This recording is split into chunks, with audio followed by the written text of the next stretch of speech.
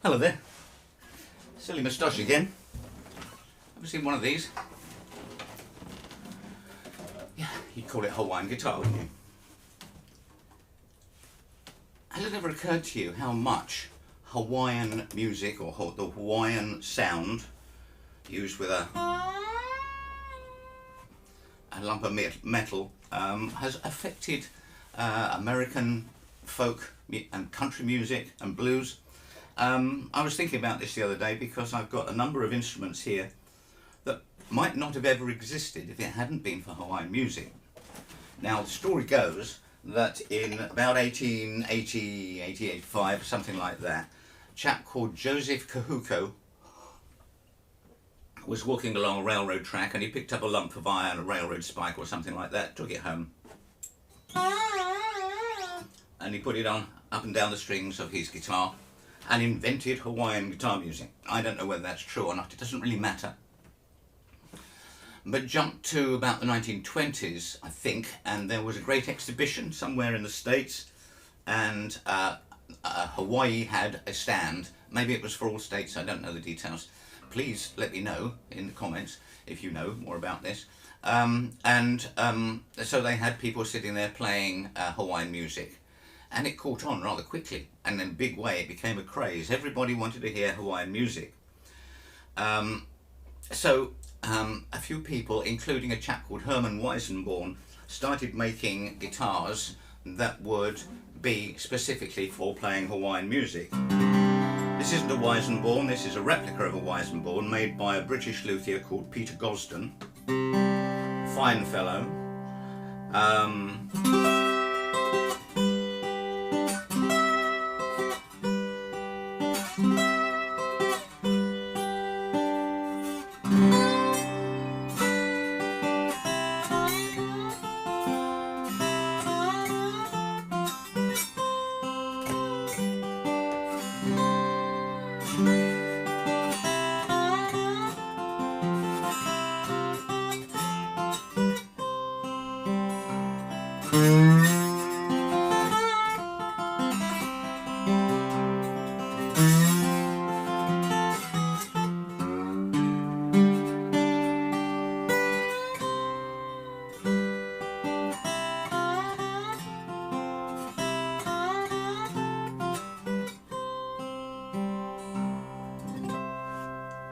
Just a little feel about what these things sound like.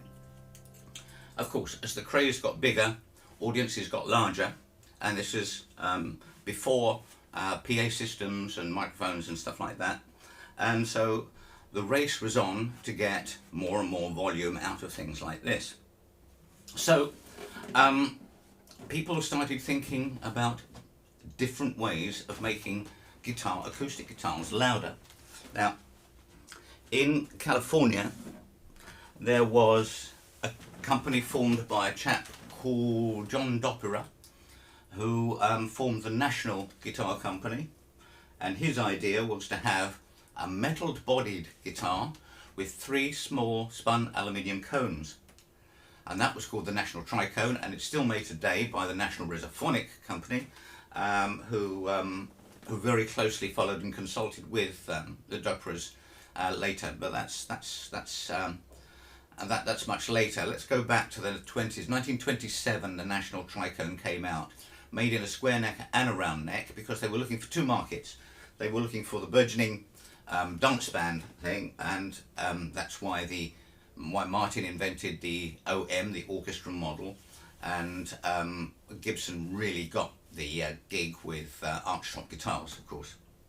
But people were looking for things that could be a rhythm instrument but could actually play Hawaiian style music, and National really hit the spot. They had this Tricone for about a year. Well, they kept making it, but after about a year, John Dobro left his partner, a chap called George Beecham, who was a performer, who kind of crystallized the idea, and John Dobro formed another company with his brother Emil, or brothers, called Dobro, which was Dobro brothers, Dobro, and Dobra actually means good in many Eastern European languages, particularly Slovak, I think, was theirs. And they started making a thing like this. So this had one single cone, the small end at the bottom and the big end at the top, with an aluminium spider on which sits the saddle.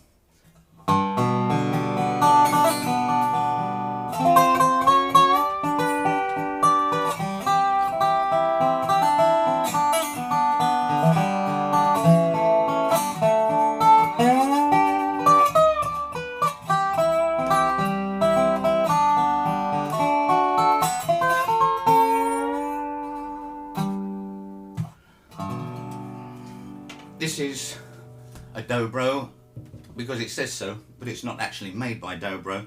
In about 1993, 1993, Dobro, whoever owned the copyright, sold it to Gibson, and Gibson really haven't done it any favours. And I was given this by an old friend who was dying, and I cut one album with it as a sideband to somebody else, and it was horrible. I couldn't work out why I couldn't play it in tune, and I took it along to an expert, a resonator expert in the UK, and he said, oh, this one was made by Gibson, so all the dimensions are out. It's probably about a quarter of an inch or more out of true here. So he did a lot of work. A company called Beard, who make excellent resophonics themselves, actually make a kit to kind of correct errors on Gibson resophonics. Anyway, back to history. National and Dobro were very closely related, but are in direct competition. So the wooden bodied instrument was much cheaper to make than the metal bodied, but they continued to make metal bodied in tricones and in single cones. But there was a patent issue. So Dobro got the patent on that form of cone, so what they did was they turned it round the other way. So the small end is at the top and the big end is at the bottom, and this is called a biscuit cone arrangement because it's got a round wooden piece that sits on top of the cone, and the saddle sits on top of that, and they call that a biscuit. So they were again still aiming in 28, 29 for that market as a rhythm guitar. It's in open tuning, so I can't play it properly like that. And the fight was on. And Gibson and Martin got involved in the game. You remember the Ditson Martin, which went out of business in 1929. And in 1931, Martin thought, well, we might as well make this thing called Dreadnought. Actually, they originally announced it as the larger OM. You know, there was the OM guitar in 1929, and this one came out, or something like this. This is a Collins version. Came out in 1931, and I'm told that it came out with a choice of nuts, or a rising nut that could be fitted over the ordinary nut, so it could be played Spanish, or it could be played in this style, with the action raised, of course, raised. They didn't sell that many, frankly. People weren't quite ready, and of course in 1934 they got rid of this beautiful design and they made the 14 fret rhythm guitar, really concentrating not so much on the Hawaiian side of things, but the big band sort of things. Again, Gibson got the gig with the arch stops. But Gibson still responded to the Dreadnought Hawaiian guitar for a chap called Roy Smeck. This is a Santa Cruz version of a Roy Smeck, which was effectively just a jumbo, short scale jumbo, not a Dreadnought, but with a very deep body, or a deeper body, shall we say, which were made from about 1934 to 36 or 37, something like that. Correct me in the notes if I'm wrong. And they also bought out the original jumbo at the same time. And then about 1935, Hawaiian music kind of died. But, of course, we were in the age of electrics by then, So then you've got the electric laptop slide guitar, which was basically just a hunk of solid wood with a pickup on and some strings across it. Which kind of describes electric guitars in general, really, doesn't it? And of course that went off in different areas, found its way into country music, and Dobros and national guitars were left lying around and nobody really wanted them. So you could pick up a really loud national guitar. Now this is a wooden one, and still the majority of them were in metal, so they were very heavy, and that's one of the reasons they failed in the dance bands. And so itinerant blues players and people like that could think, oh, this Hawaiian, this sliding bit sounds like people moaning. And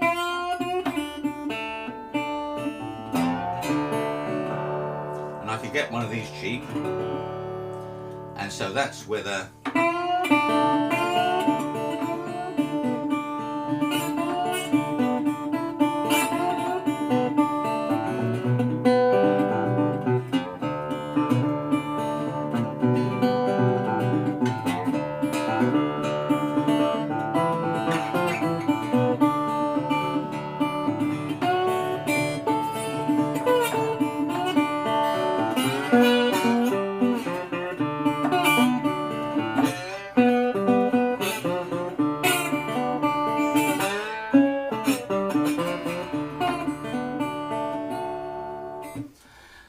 So blues guitar came around possibly only because of Hawaiian music. And the Dobro, sitting languishing, unloved, with a square neck for playing in Hawaiian, found a home in bluegrass. I think it might have been Al Flatt and Lester Scruggs, who were the first person to have a Dobro player, which was Bashful Brother Oswald. And of course we now know about Jerry Douglas and Rob Ikes, and many great Pete Witcher and things.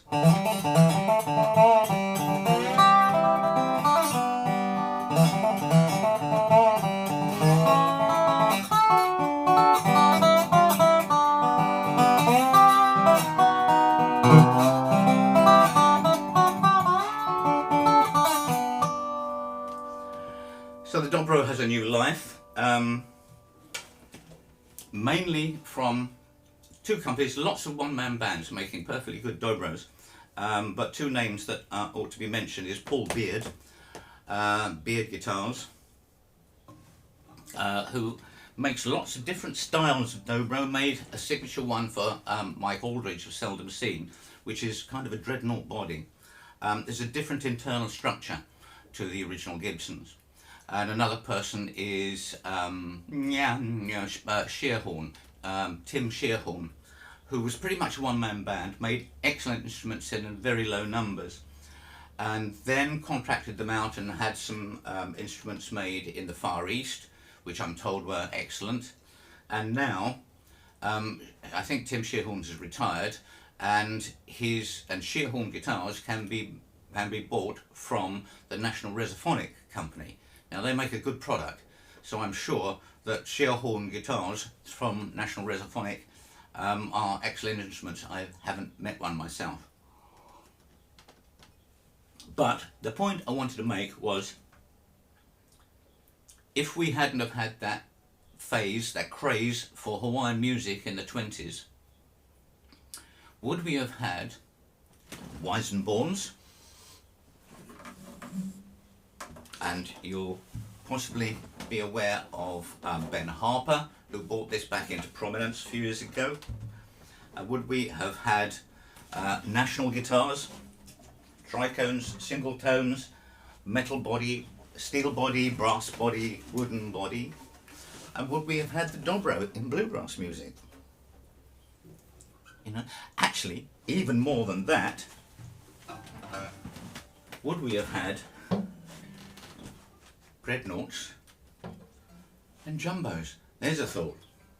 Well, that's it. That's all I've got to say. Thank you, Mr. Joseph Kehuko, for starting it all off, and I hope you find that of interest. Please let me have your comments and questions below, and well, let me know if there's anything more I can help with. Thanks a lot. Bye.